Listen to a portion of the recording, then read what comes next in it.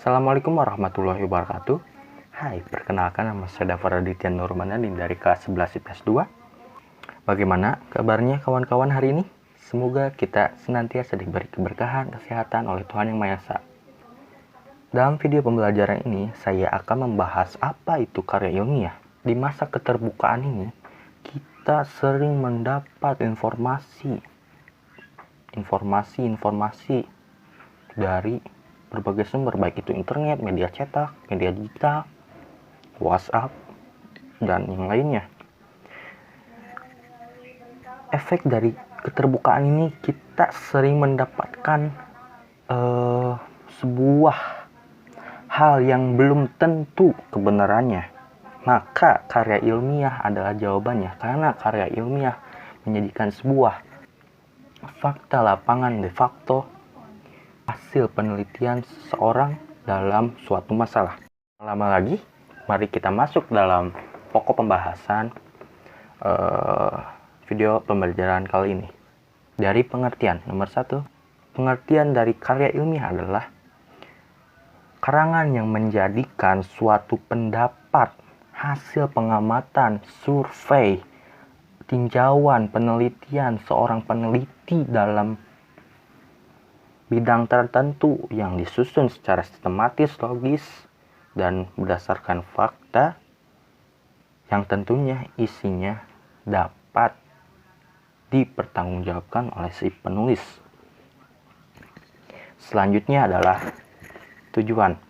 Tujuan dibuatnya karya ilmiah adalah sebagai kajian komprehensif, kajian yang berdasarkan fakta, bukan intuisi, bukan ilham dari si peneliti, dan juga sebagai sumber informasi yang valid terkait suatu permasalahan yang tentunya diberikan jawabannya pula oleh si peneliti yang ditujukan, yang dapat memudahkan bagi para pembacanya.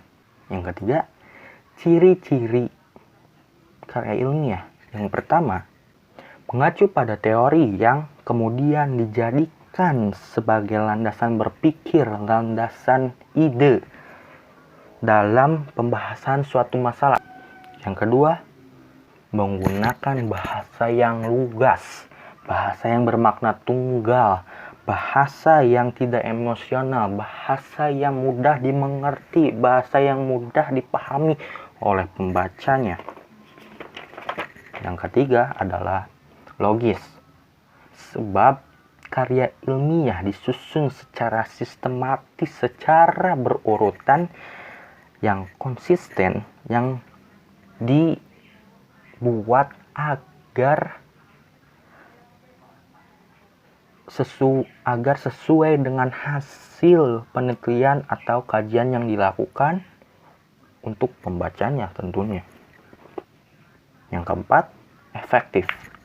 Efektif di sini karya ilmiah yang diringkas, bukan terlalu ringkas, tapi ringkas, tidak bertele-tele bahasanya, dan padat, sehingga dapat memudahkan juga untuk para pembacanya. Yang kelima, objektif. Objektif di sini adalah berdasarkan fakta, bukan subjektif, bukan intuisi dari si penulis. Coba bayangkan jika karya ilmiah ditulis dengan intuisi, itu bukan karya ilmiah, melainkan itu adalah karya fiksi. Yang keenam, yang terakhir adalah sistematis.